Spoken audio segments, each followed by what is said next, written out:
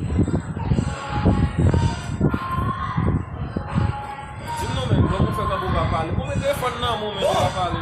Pas parler, bon, t'as pas parler, t'es pas dans le téléphone, bon. Pas capable. Pas de ça, tu vas pas parler fort, on a besoin là comme si. Pourquoi on a Je pas pas te faire là. Ah ouais? Avant si comme t'as pas parler, bon, le téléphone pas trouver. Qui ça va le faire là? pas facile ici, tout normal. Pas facile. Bon, même par exemple, sur Facebook, nous va laver, même à chercher la bagage, ouais. Bon, bon, pour les chances de croiser sur Facebook, bon, moi même pas, bon, moi d'ailleurs même pas joindre. Ça fait quand même pas parler.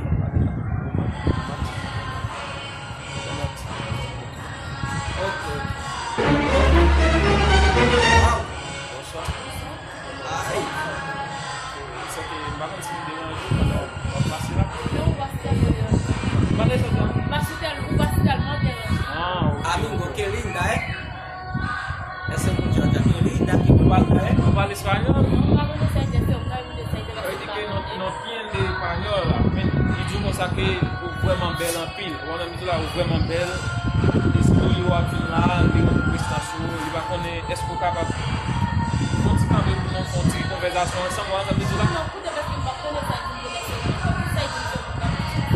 ¿Qué le dice amigo? Dime. No entiende español, no habla español. Él no entiende español y no habla español.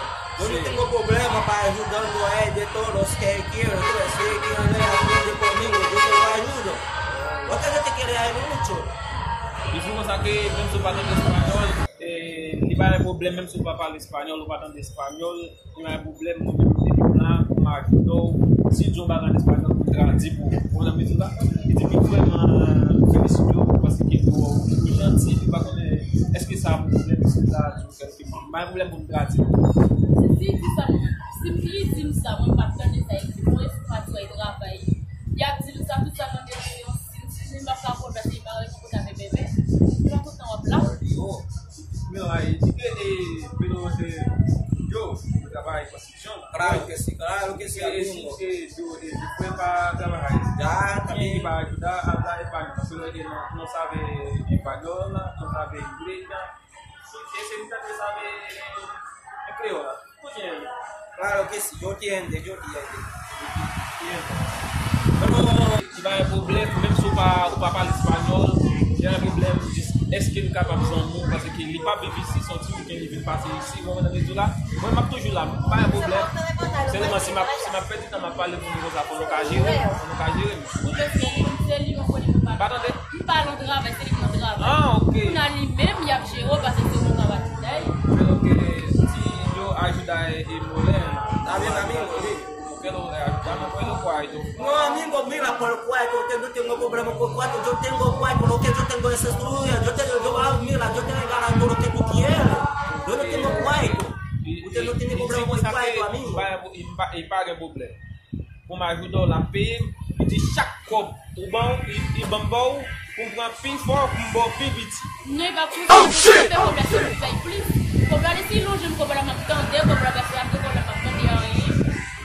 Il dit que si tu veux nettoyer ça le soir.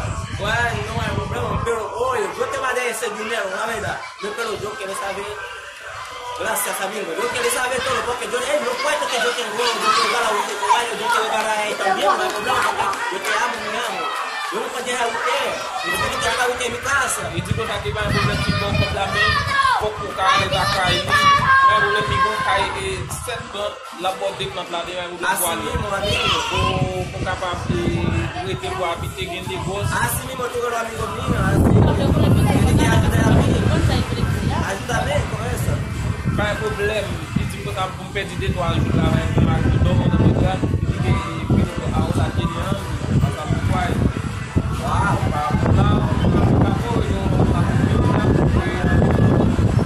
Bueno, amigo, los cuartos yo tengo un checo, tú tienes que cambiar.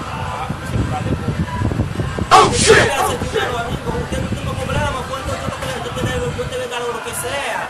E de você sabe que quando vem com família ou meter su fonda esse celular em vez de como ami.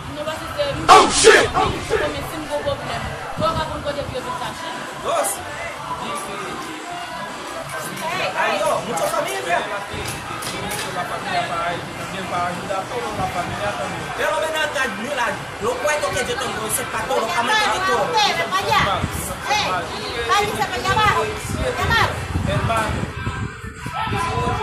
Hermano, ayuda a todos. No hay problema, porque yo te quiero ahí mucho, yo te amo, mi amor. Ayúdame con eso. E que não é problema para ajudar com a família. Para a família, para comprar uma jipeta, um carro, uma casa inteira, para a família. Cuma sekali pun dari pemuda kembali lagi ke semua di depan lagi. Cuma baik.